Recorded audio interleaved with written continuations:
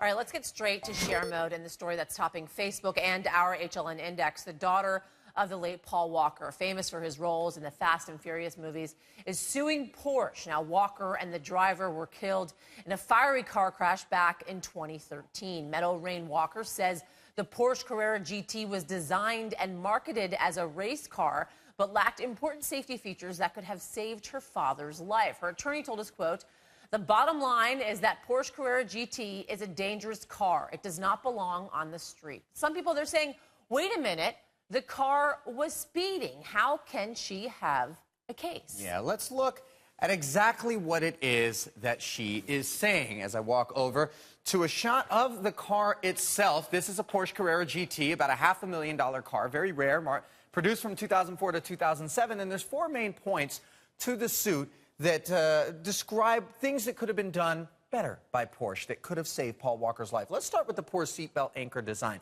The shoulder strap in a normal car is either anchored to the seat beside you or the B-pillar in a car.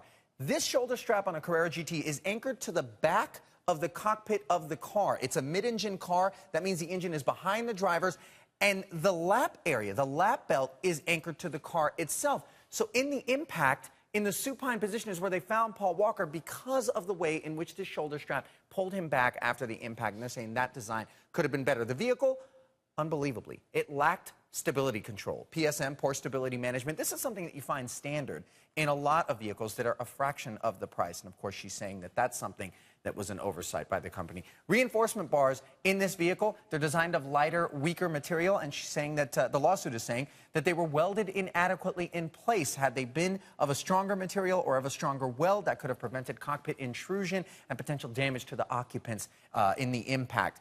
The rubber fuel lines, this is a big one because the fire that consumed the car, some are saying that that is what the cause of death was. Investigators are saying, Paul Walker was dead before the fire engulfed the vehicle. They were rubber fuel lines, and they lacked break-free fittings. Why is that important? Because in an impact that is violent, if the hoses break free, that's when you have fuel leakage, and the heat can ignite that fuel, as we saw in this situation, and create the flames. Four different points in the lawsuit being alleged against Porsche. Let's read the statement that Porsche is making in response to the suit. They say, "We believe the authorities' reports in this case clearly established that this tragic crash resulted from reckless driving and excessive speed." Yasmin, that's what a lot of people are pointing to and asking themselves, on what grounds are they suing here? Yeah, so let's take a look at the legal side of things and bring in HLN legal analyst Joey Jackson. Joey, basically there are two stories here, right? The investigation says Walker was dead before the fire and smoke engulfed the car, but the lawsuit alleging through their own independent investigation that the fire killed him. There are also discrepancies in speed, like Ali was saying. The police report saying they were going between 80 and 93. The lawsuit alleging 70 miles per hour or so. So does Meadow Rain Walker, his daughter, have a case here? She really does. Good afternoon, Yasmin. Good afternoon, Ali. Now, you have to know and understand when you engineer a Porsche that it's going to go fast. In fact, that's the very reason that you create that car and that it appeals to so many people. 0 to 60 in less than 4 seconds. 0 to 125 miles an hour in less than 10 seconds. So the question then becomes, is it designed appropriately? Is it designed to handle, as Ali so beautifully explained, the various things that are wrong? And had it not been for the seatbelt being defective, potentially, that's a subject of a lawsuit, for the sidebars, of course, in that car that hit a tree and multiple things, were they not designed in a proper way? Had the fuel, had it not exploded, he was in there for a minute and 20 seconds, and had that really system control device worked, would it have made a difference? And so that's the essence of the lawsuit. And remember here, whenever you make a product and design defect claim against a manufacturer,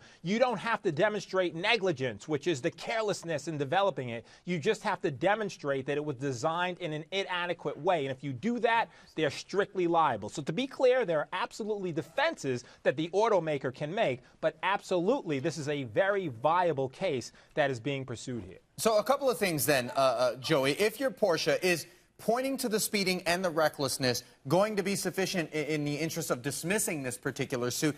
And couldn't these alleged deficiencies in the design of the vehicle been exposed in any form of accident? If your car was parked, for example, and someone would hit you, or if you're driving the speed limit and were struck in this way?